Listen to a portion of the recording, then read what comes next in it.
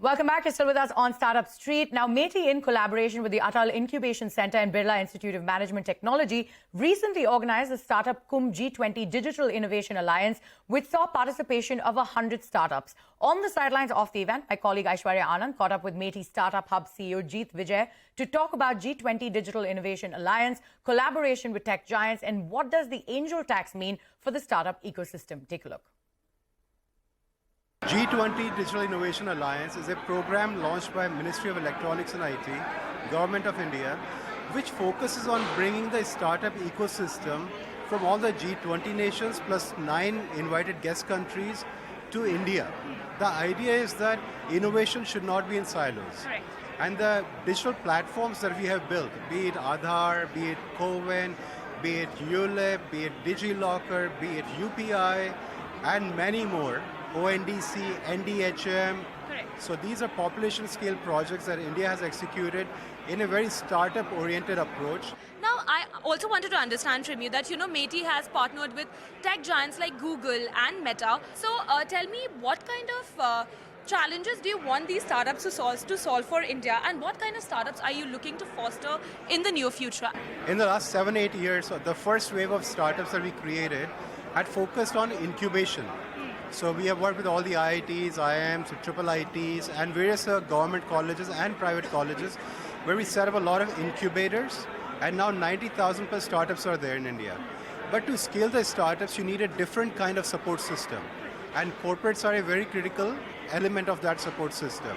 And hence we partner with be it Meta, Google, Microsoft to bring their expertise to startup. With Google, we have done it for App Scale Academy, which is to support app developing startups from tier 2, tier 3, so that we can have more of the scalable startups coming from there. With Meta, the idea was XR, AR, VR, and XR technology. As we move towards metaverse and mixing of physical reality with the virtual reality, we need to develop a talent pool and an ecosystem around XR technologies. After the proposals to amend the angel tax provision, now the government is also examining valuation rules for this on overseas investments in startups, right? What does this mean for the Indian startup ecosystem? See, again, as any ecosystem that develops over time, there's a maturity that comes in. And every time we do something, we learn from it. And our government has been very proactive with regards to it. And our Honorable Finance Minister has been very proactive in coming up with elements in the budget or in provisions where startups can have more ease of doing business. And within that framework, we are looking at how do we learn from the Silicon Valley Bank collapse that happened. Right? A lot of Indian startups that have migrated to US or are banking in US, how do we support them? So we did a listening session under the leadership of our Honorable Minister of State, Shri Rajiv Chandrasekhar ji, last week, where he interacted with startups from India and US who are banking with the SVB and are in international market. And they gave a lot of feedback, which are being under deliberation and consideration, and see how we can implement that. Second is, we have to create a more inclusive and enabling startup funding ecosystem. For example, SBI has come up with Startup Branch.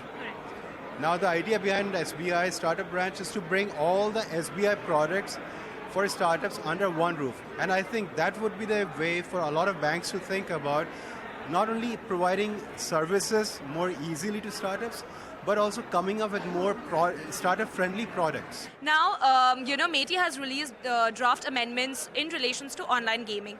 I want to understand from you what changes are being proposed and how are you addressing some of the concerns that are coming from the industry stakeholders. I can assure you that our Minister, our Honorable Minister of State, as well as our Union Minister, Shri Ashwini Vaishnav, are working very proactively, listening to all the stakeholders from the industry, academia, associations, and the users to come up with policies, frameworks, guidelines, which will not only address the issues today, but protect the rights, but enable the business at the same time. The global tech company